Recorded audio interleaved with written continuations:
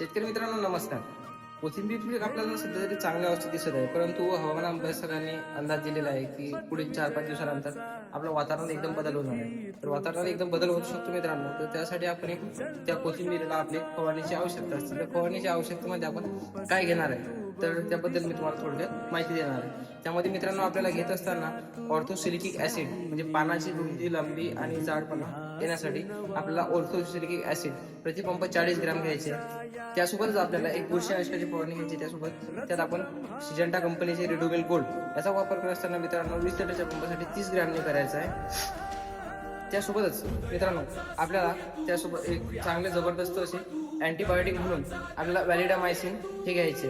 याचा वापर करत असताना प्रति 20 लिटरच्या पंपासाठी 40 ग्रॅमने करायचं. तर मित्रांनो याची फवारणी काढल्यानंतर आपल्या कोथिंबीर पिकाला एक चांगल्या प्रकारे प्रोटेक्शन मिळून. माहिती कशी वाटली कमेंटमध्ये नक्की सांगा.